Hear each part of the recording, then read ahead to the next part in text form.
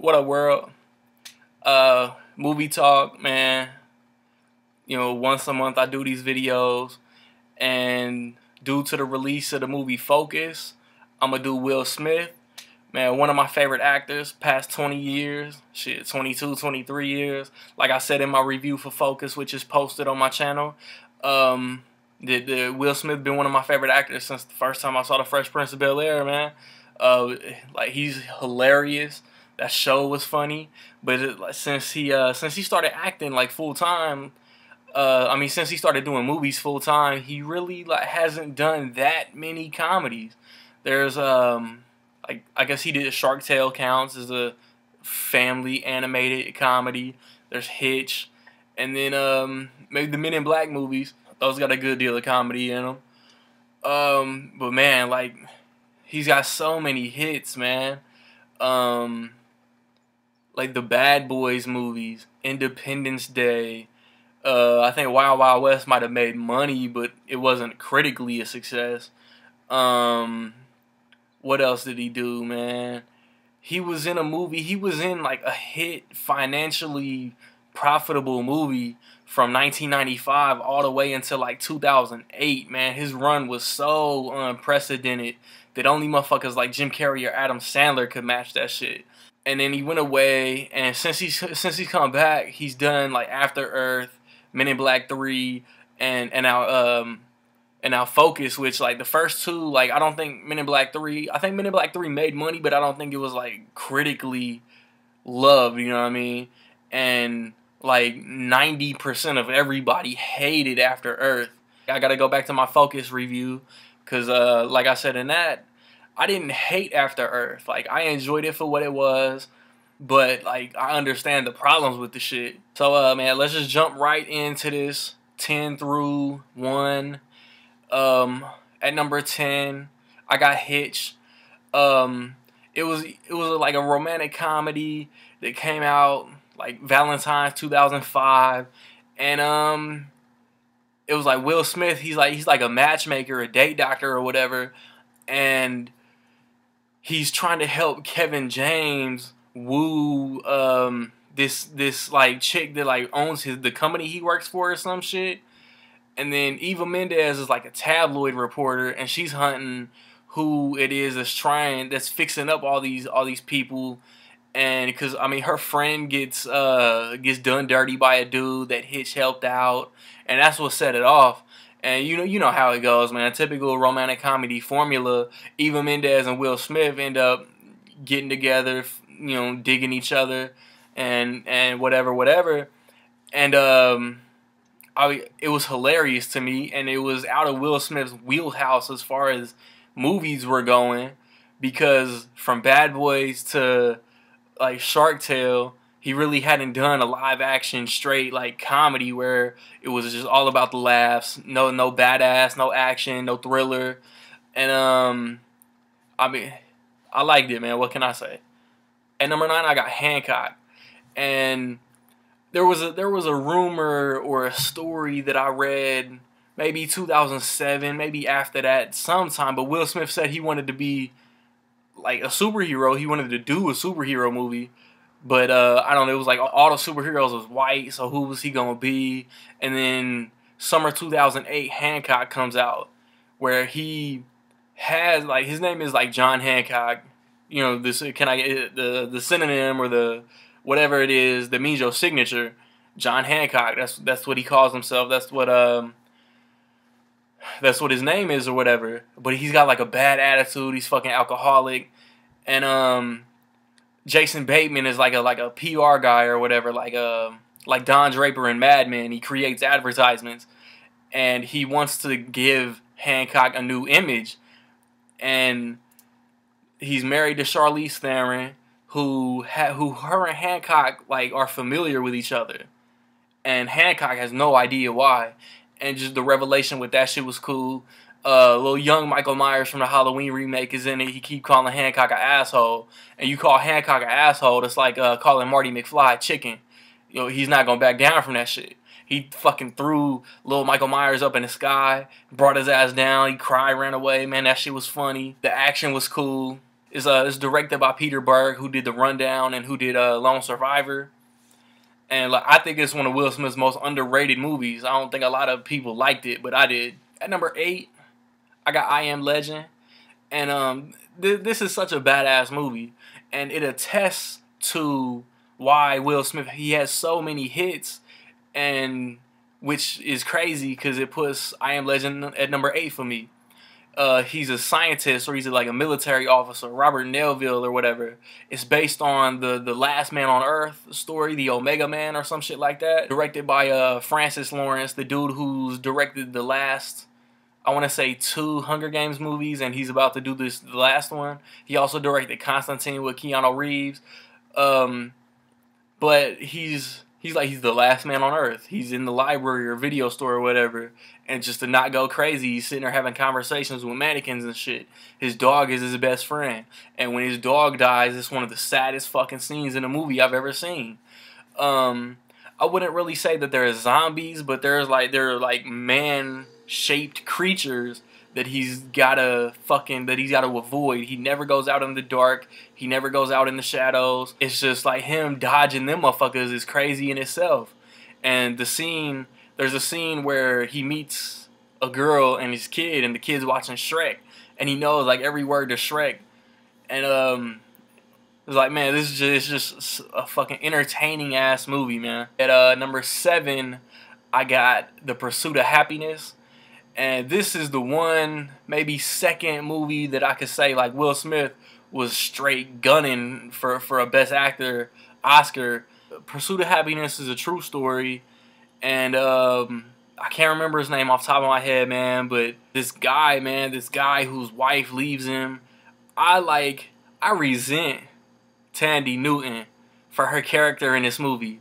Like, that's how much I felt for Will Smith in this movie, man. Him and his kid, played by Jaden Smith, and Jaden was like 4 years old, and it's the best performance he's given. But he's like, he has to like sleep in bathrooms and shit, and he's going from like interview to interview, just trying to fucking make ends meet. But he's smart as hell because he's in the taxi with the guy, and he fucking does a Rubik's Cube like it ain't shit, and it's a great fucking movie. If you haven't seen Pursuit of Happyness, man, like, you're losing out. At number 6, I got iRobot. iRobot, man, is a world where robots are active and robots are trained, but they're programmed with these 3 simple rules, man. Protect yourself, but don't harm humans. And I don't remember all 3 of them, but that's like 2 of the 3 in a nutshell. But a scientist dies, James Cromwell. He jumps out of a window, and Will Smith, who's stuck in like the 20th century, where humans policed and dictated and handled everything, and he has a right to be. He's always been suspicious of robots, and now he has every right to be. He investigates the shit until he proves his theories. And I mean, it's another really underrated movie, another 2004 movie that went underrated, another Will Smith movie that went underrated. Bridget Moynihan is cast as the scientist that's helping him, but she doesn't believe him at all. Shy McBride is his captain, his police captain. Shia LaBeouf is the annoying little fucking kid that's on his nuts the whole movie. He's got like Converse All-Stars Chuck Taylors, but they're tennis shoes. I thought those were cold as fuck. And it's just another dope action sci-fi movie directed by Alex Proyas, I think his name is. At number 5 is a movie that was on my movie talk last month. If you watched that, man, Ali, directed by Michael Mann. If you want to know a little more in depth of what I thought about that one, man, watch my Michael Mann video. Because like I said in that video, I wasn't gonna talk too much about Ali. I would just say that Will Smith became Ali, became Muhammad Ali, and one of the best performances of his career. And he's been cock fucking diesel, looking like he in the gym all the time ever since Ali came out, man. What, like 13, 14 years ago now? At number 4, I got Independence Day. And I'll admit, man, I haven't seen Independence Day in forever. I need to revisit that shit. They're gonna do a sequel without Will Smith, and not having Will Smith in that motherfucker. You bring back Roland Emmerich, you bring back Jeff Goldblum, you bring back Bill Pullman. It's still gonna hurt that movie not having Will Smith in it. He was a young, hot shot military pilot, and anytime you hear the phrase "Welcome to Earth," man, you gonna think of Will Smith. His little cousin Nikki from Fresh Prince played his son. Fine ass Vivica A. Fox played his girl. And it's the first movie, like, Bad Boys came out. He was the star, but it came out in like April, man. So it really wasn't like a summer blockbuster. But Independence Day was the first movie that, like, Will Smith can be a leading man. And I mean, he showed off what he was going to do for the rest of his career, you know what I'm saying? For, like, up until now, honestly. He was funny. It was action-packed. And, I mean, who doesn't like Independence Day? At number 3 is what I think is Will Smith's most underrated movie of all time. And that's Enemy of the State, directed by Tony Scott, co-starring Gene Hackman. And he's a lawyer in Washington, D.C. And he obtains something that he doesn't know he has. Once he finds out that he has it, man, he's on the run. The government, a corrupt government person, John Voight, and his team of, like, Jack Black, Jamie Kennedy, Jake Busey, Scott Conn. They're all basically like hackers, and they fucking ruin his life.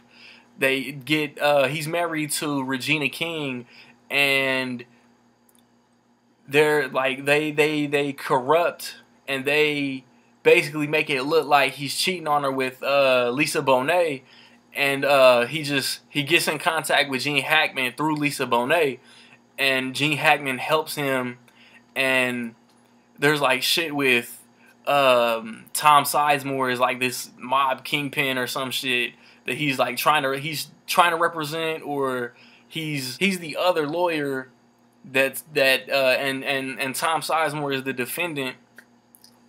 But that's just a little side plot, man. Like perfectly directed by Tony Scott, R.I.P. And then I really love this movie, man. And it shows, fictional or not, man, it shows what the fuck the government is capable of as far as spying on us and getting our information and getting dirt on anybody they want. But that's another video, man. At number 2, I got Bad Boys.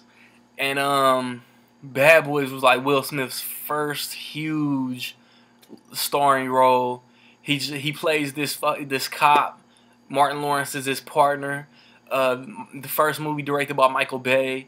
Michael Bay's best movie in my opinion. I love The Rock. I know everybody loves The Rock and thinks that might be his best or is his best or whatever. But Bad Boys is my favorite. And there's some drugs that's stolen from their precinct, their police department, and him and Martin Lawrence are just doing an investigation to get it back.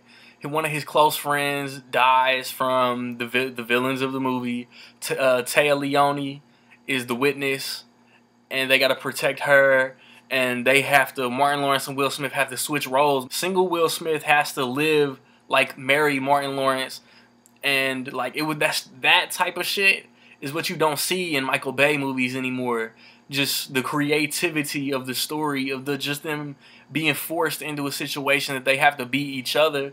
And Teresa Randall plays Martin Lawrence's wife, and the chemistry with Martin Lawrence and Will Smith is great. I feel like Bad Boys is one of the best 90s action movies. It's one of my favorite action movies. And like it's funny too. Number 1, numero uno, man, my favorite Will Smith movie of all time is Men in Black. I feel like Men in Black is an underrated classic. just once again, chemistry, man. The way that him and Tommy Lee Jones played off each other. Um, just the chase scene between him and the first alien, how he was talking shit when the fat cop was talking shit to him. He said, maybe you need to take 10 minutes on a stairmaster, you pudgy bastard. And when he's at the Men in Black building and they're taking the tests, and he drags that loud ass table across the room, and where he shot the cardboard cutout of the little girl. He talking about them quantum physics books are way too advanced for her. I think she about to start some shit, Zed. And where he's fighting the roach at the end. The flashy thing, the noisy cricket, man. Men in Black is so good. I like 2, I like 3. I feel they're all like one story. I consider them one long ass story. Same with the 2 Bad Boys movies. Please, let's get Bad Boys 3. What's good? That's it. My 10 favorite Will Smith movies, man. Tell me your 10, tell me 5, tell me your favorite overall, whatever you want to do. There's a few that I didn't mention. 6 Degrees of Separation, Legend of Bagger Vance, 7 Pounds, Shark Tale, Wild Wild West, Wicked Wild Wild West. So yeah, like, whatever, After Earth. Whatever your favorite Will Smith movies might be, man, let me know, man. I'm really curious. As I said last month in my Michael Mann video, I'm gonna change it up for a few months. For the next few months, I don't know how long I'm gonna do it. If an actor comes up that I really want to talk about, like I said, Tom Cruise. If Mission Impossible 5 still comes out in July, I might do Tom Cruise in July. But I'm gonna do top 10 action, top 10 comedy, top 10 superhero movies, slasher movies, Pixar movies, Disney movies, DreamWorks animation, whatever I come up with, man. Like I said, check out my review for Focus. It is on my page. Next weekend, Chappie and Unfinished Business. Let me know what you're looking forward to watching in March. Hit me up where y'all hit me up, like y'all always do, man. Peace.